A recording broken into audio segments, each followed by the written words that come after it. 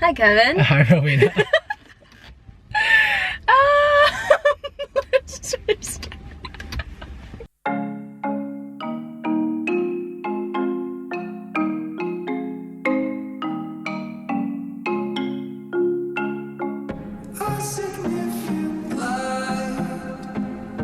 Just where it was needed, gleaming black as night, cloistered in injustice, dead in the eye of time. Nobody's losing. So what we're doing is, I told Kevin to just take me to a bunch of his favorite places in LA. It's out of focus. And so that's what we're doing today. That's what we're doing today. What's so special about this place? Why do you like it? It's snobby tacos.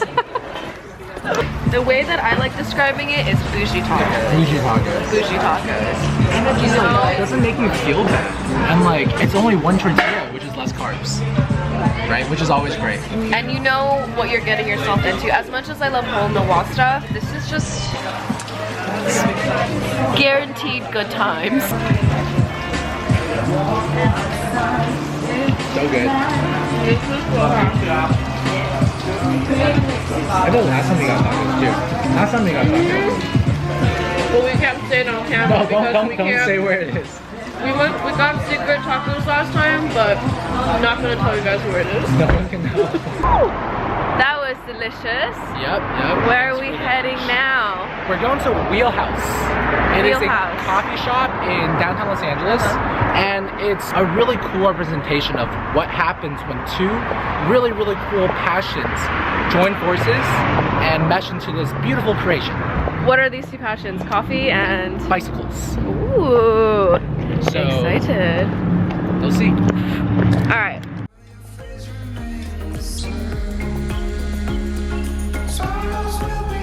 Hey guys. I've known Kevin for many years now.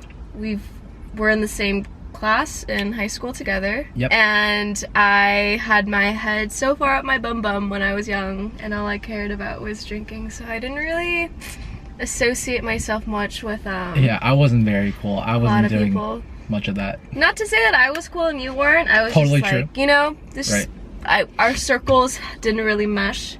But The then Venn diagram never came together. yeah, but I'm glad now they did. Yep.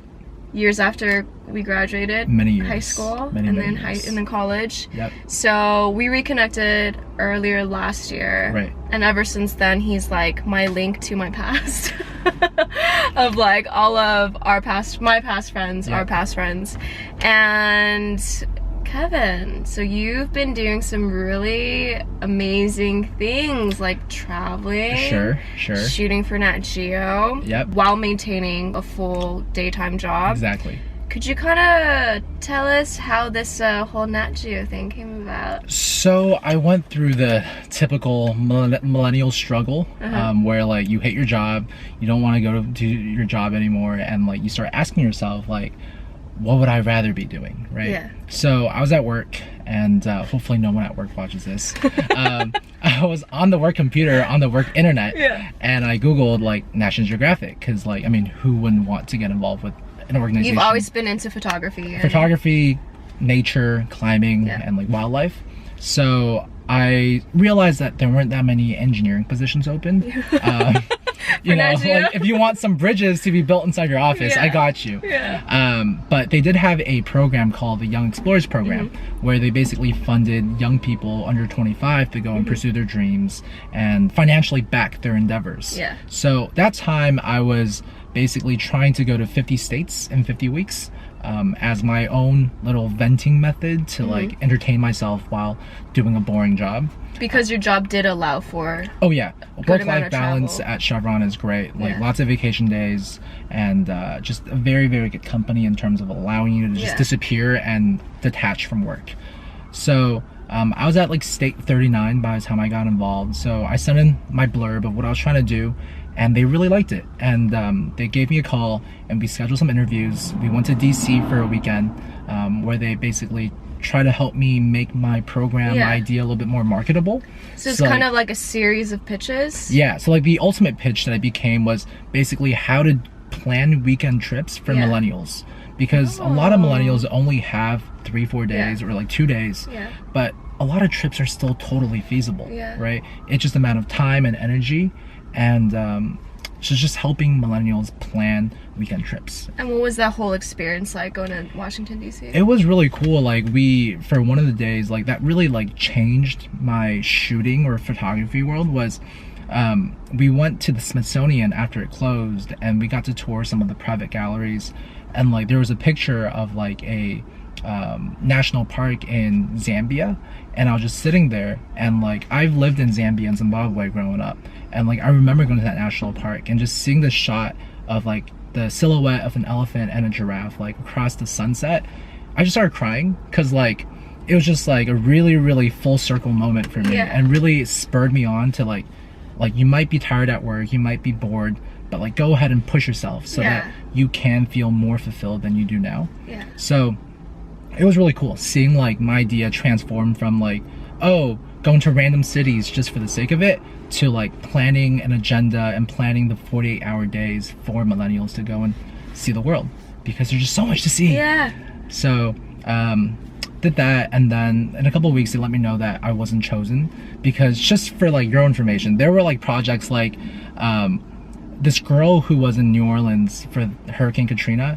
She wanted to document natural disasters in America, and like that sounds a lot better than planning weekend trips for millennials. So she got it. I did. But then like, you know, as a consolation prize, they got me plugged in with organizations like REI, you know, National Park Services, and a whole bunch of other organizations that help me enable my interests. So over the next 2 years, so my first encounter with Nat Geo was probably early 2016, so, or early 2015. So in 2015, 2016, and like the early months of 2017, I've been able to travel with them to Patagonia, the Chilean and Argentinian side. I've also been able to, you know, very fortunately scuba dive the Great Barrier Reef for 2 weeks. How did that opportunity come about? So the funny thing is I was supposed to go shoot with a photographer in Washington, in Rainier and Olympic, but that year there were some really terrible wildfires in the Washington area, and he called me up and said like, look, we're gonna have to cancel, but you know, I'm shooting the Great Barrier Reef in like November. If you have days off, like come join us. And would you like to come? And I said, days off, I have lots of them. I'm coming. So I'll be there. Yeah, I'll be there. And then over this last Thanksgiving, I spent 2 weeks working on a coffee farm in Colombia with Nat Geo, and it was really amazing, especially since I love coffee so much. So working with the National Park Services and helping them celebrate their centennial with REI, I've traveled to Glacier National Park, Grand Tetons, Everglades, and Acadia in Maine. So quite the couple of years. A lot of late nights, and it's funny because a lot of my coworkers on Mondays just think I'm hungover because I'm like dead. I'm like totally dead. I'm just sitting there. Bro, you don't even know. I'm just like, dude. I'm not even gonna explain. So, but the thing is, like, and you don't drink. I don't drink. He doesn't drink. So not hungover. Definitely not hungover. Just tired. Yeah. And you said you lived in. Oh, so growing up, another reason why like I love traveling, right? Hashtag wanderlust. Wanderlust. It's the fun fact that I always tell at parties or like icebreakers is that in the 12 years before college, I went to 12 different schools. Wow. I've lived in Zambia, Zimbabwe, France, China, Canada, United States, and moved around quite a bit. Yeah. So. Was this because your dad? Yeah, my parents and my dad. My dad is a land acquisitionist, so like a company will be like, we want a piece of land to grow this in that country. Go get it for us. So my dad would fly over there and talk to the diplomats and like negotiate a deal to buy a certain amount of land. So as a result of that, bounced around quite a bit. Alrighty, let's get some coffee. Yep.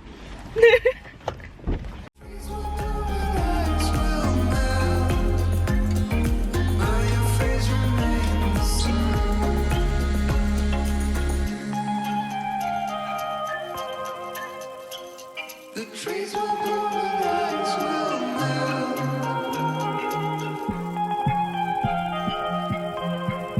But your face remains the same.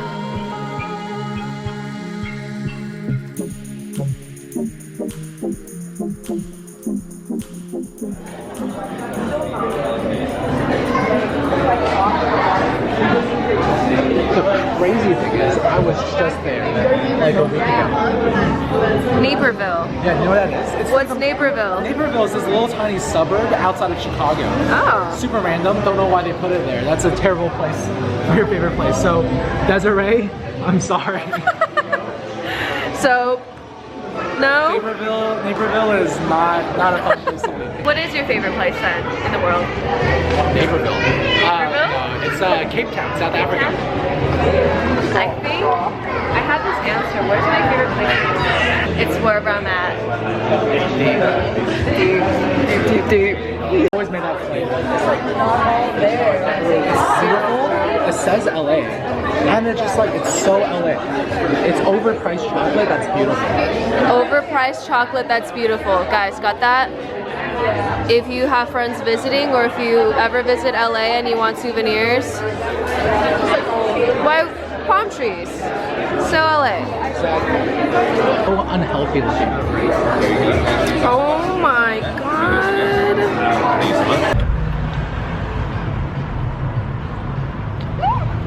Did you try? Almost. This is what life's about. Life as like a 24-year-old, you know, like ice cream. Cheers. Cheers. Our high school selves were doing it wrong. Our high school selves weren't eating enough ice cream, right? If you think about it. We're just studying the whole time, worrying about SATs and AP scores. Yeah, you gotta eat more ice cream. If we ate more ice cream in high school, we would have gotten higher grades. Sorrows will be here at dawn. When we're finally sober, they'll be gone. The trees will bloom and lights will melt. But your face remains the same. But your face remains the same. Kevin, what's the advice you'd give to your younger self?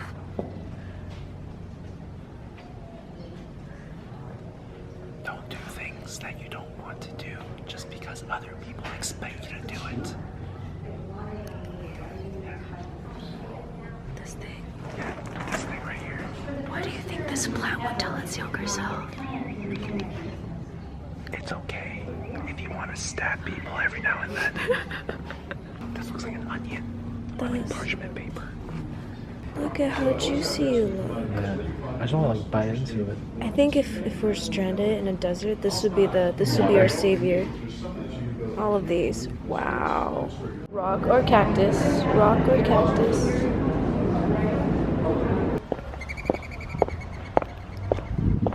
Where to? Fork in the road. Go right. Right. Go left. Next question.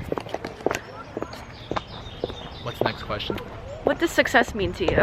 Success means that at the end of the day, when everyone leaves, when your phone dies, when you close Instagram, Facebook, Snapchat, that you can look yourself in the mirror and say that I am content with my life.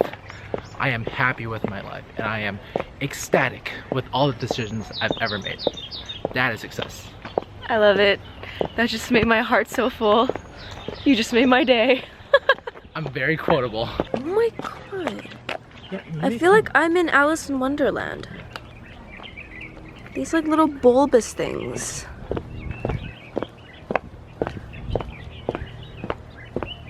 I'm like, a lot of these actually flower. A lot of these are actually flower. No, a lot of them will flower. Like, Do you know when cacti flower? I'm not sure, but I want to say like May to like August. Like, Whoa, I want to go down this path. yeah. But first, you gotta note something. You gotta note the cupcake. The cupcake? Yeah, the cupcake.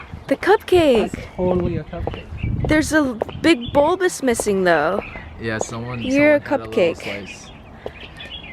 This feels like an art installation. Right. It's like not even a balls. garden anymore. Yeah.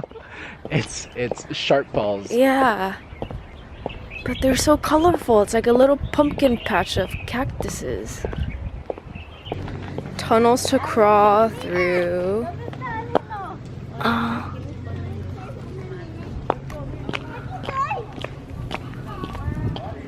Why do I have a handful of rocks? Why? Whoa! Do it again, do it again.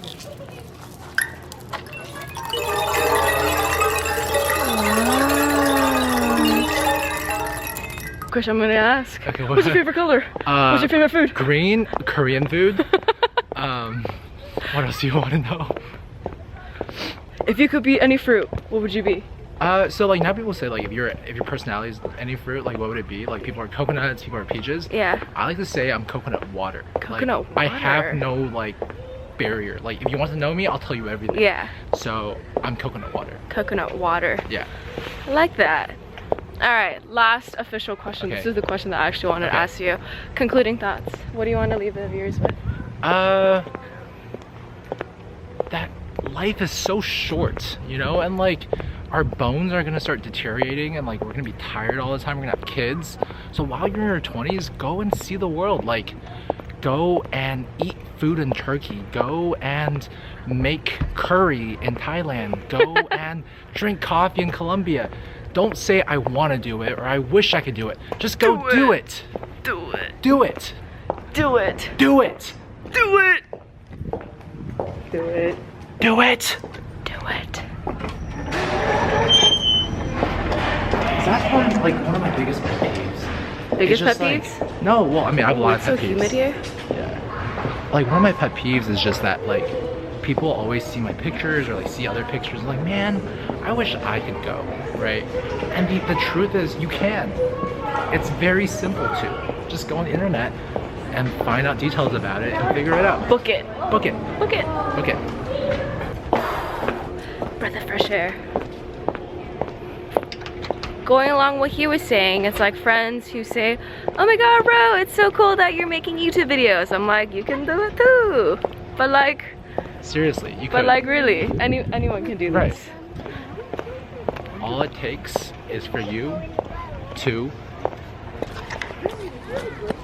open the door of opportunities. And believe in yourself and walk through. Because life is a journey and we're just on our own path. So just do it. By the way, this little kid's garden is Kevin's favorite place. Like, okay, not to be Huntington like, Garden. you know, creepy, but like just come and look at this place. Looking.